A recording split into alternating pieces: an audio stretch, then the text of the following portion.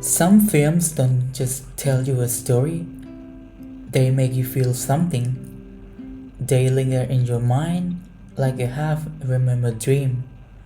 In the Mood for Love is one of those films.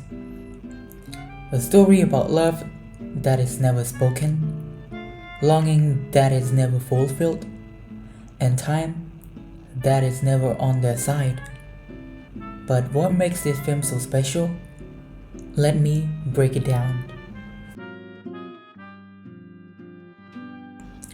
At its core, In the Mood for Love is a simple story. Two neighbors, Chow Mo-wan and Su Li-shen, realize that their spouses are having an affair. Heartbroken and lonely, they find a solace placed in each other. But rather than falling into the same betrayal, they hold back. Their relationship is built on a restraint, on a love that can never fully be. 租㗎，唔該你，唔使客氣，你即管試下。唔該。The film is not about what happens, it's about what doesn't happen. Every scene is filled with what ifs, with emotions left unsaid, and that's what makes it so powerful.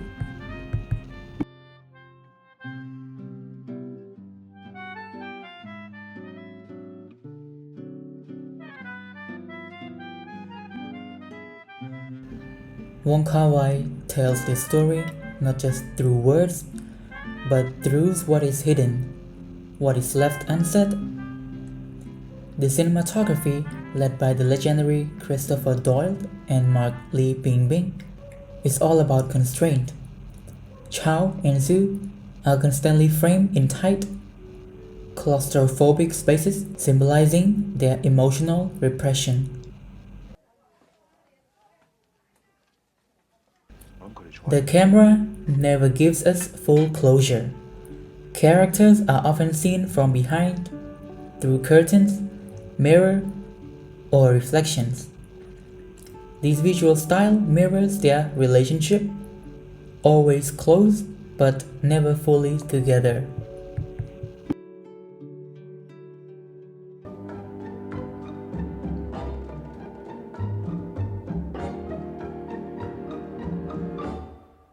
Vậy 咁堂弟約你出嚟，其實有啲嘢想請教你嘅。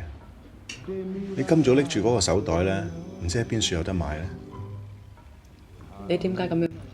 Music in this film is not just a background noise, it's memory, it's longing.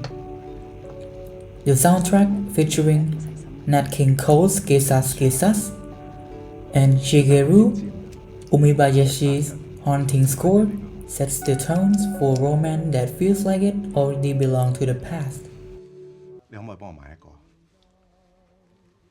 如果係一模一樣嘅，佢或者會唔中意嘅喎。These repeated musical motifs remind us that time is slipping away, but their love is already lost before it even begins. 唔知會唔會有第二隻色嘅咧？你老婆去咗日本啊？ Time is the real villain in the mood for love. It moves too fast when they are together and too slow when they are apart. They don't run out of love, but they run out of time. The most heartbreaking part, even years later, they still think of each other. Su visits their old apartment. Chow returns to Hong Kong. But they never meet again, just missed by a second, by a moment. That is the tragedy of their love. It was never about whether they loved each other, it was about whether they had the chance to.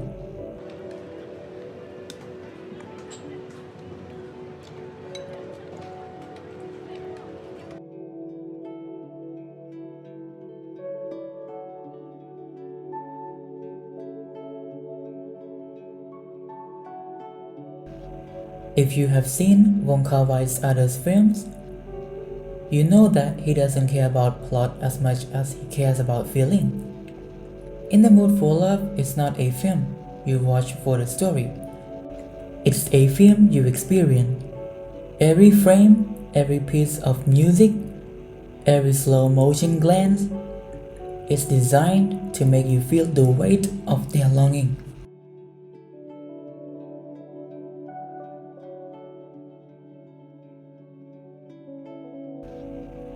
The beauty of his storytelling is in what is left unsaid. No cases, no dramatic confessions, no grand gesture, but just stolen moments, looks that last too long, words that almost say.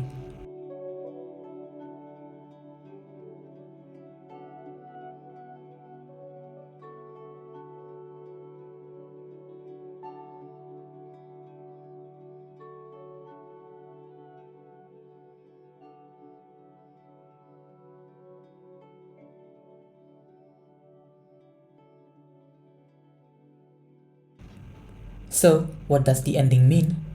Why does Chow whisper his secret into the wall of Angkor Wat? Because some things are too painful to say out loud.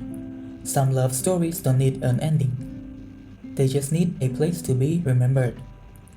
He doesn't tell Mrs. Chen because he knows what she already knows. He doesn't write it down because he doesn't want to change it. He just lets it go into the past, into the silence. Love is not always about being together. Sometimes it's about knowing that you could have been. In the Mood for Love is a masterpiece of unspoken emotion, of love that exists in the spaces between words. It's a reminder that sometimes the most beautiful love stories are the ones that never happen. And that's why this film stays with us. Because we have all had a moment like this. A love that never was, a connection that slipped away. A person we still think about late at night, maybe in another life. In another time, Chow and Sue found their happy ending. But in this one, they remained in the mood for love.